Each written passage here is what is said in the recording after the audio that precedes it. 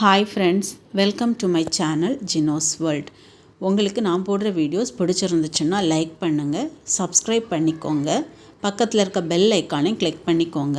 அப்போ தான் நான் வீடியோஸ் போடும்போது உங்களுக்கு நோட்டிஃபிகேஷன் வரும். இன்றைக்கி என்ன ரெசிபி பண்ணுறேன்னா இட்லி பொடி ரெசிபி தான் பண்ணுறேன். இதுக்கு என்ன பொருட்கள் தேவைன்னு பார்க்கலாம். 1/4 கப் எள்ளு, 1/4 கப் கடலைப்பருப்பு, 1/2 கப் உளுந்து, 10 காஞ்ச மிளகாய், கொஞ்சமாக கருவேப்பிலை. உங்களுக்கு காரம் அதிகம் வேணும்னா நீங்கள் காஞ்ச மிளகாய் அதிகமாக எடுத்துக்கோங்க. இது எல்லாத்தையும் வறுத்துட்டு அப்புறமா பொடிச்சு எடுத்துக்க வேண்டியது தான். வாங்க எப்படி பண்ணலான்னு பார்க்கலாம்.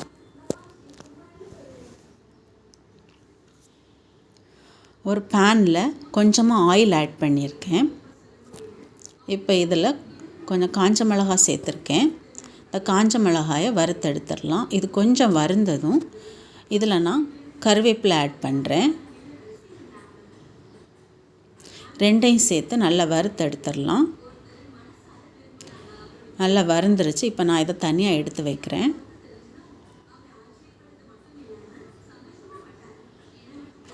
அடுத்து அதே பேன்லேயே 1/4 கப் எள்ளு சேர்த்து வறுத்து எடுத்துக்கிறேன்.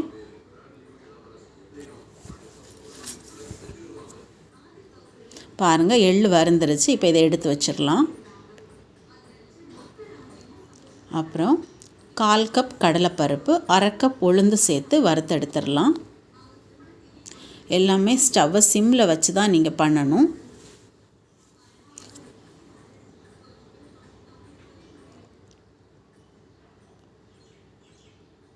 பாருங்கள், நல்லா வறுந்துருச்சு. இப்போ இது கூடவே ஏற்கனவே வறுத்து வச்சுருக்கதை சேர்த்துக்கலாம். எல்லாத்தையும் சேர்த்து கொஞ்ச நேரம் வறுத்துடலாம்.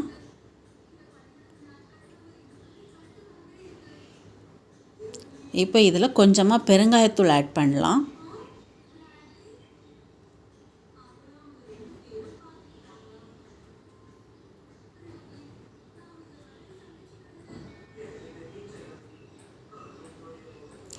அப்புறம் தேவையான அளவு சால்ட் ஆட் பண்ணலாம்.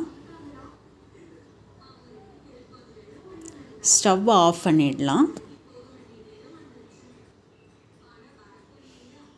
சால்ட் ஆட் பண்ணியாச்சு. இப்போ ஸ்டவ் ஆஃப் பண்ணிடலாம். இதை நல்லா ஆற வச்சு அப்புறமா பொடிச்சு எடுத்துக்கலாம்.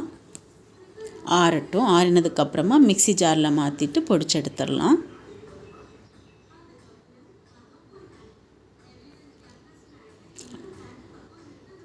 ஆறினதுக்கப்புறமா நான் இதை மிக்ஸி ஜாரில் மாற்றிருக்கேன். இப்போ இதை பவுட்ரு பண்ணி எடுத்துடலாம். பவுடர் பண்ணியாச்சு. இட்லி பொடி ரெடி ஆகிடுச்சு. இந்த இட்லி பொடி கூட நீங்கள் கீ ஊற்றி இட்லி தோசை கூட சாப்பிட்டா நல்ல டேஸ்ட்டாக இருக்கும். நீங்களும் ட்ரை பண்ணி பாருங்கள். தேங்க்ஸ் ஃபார் வாட்சிங்.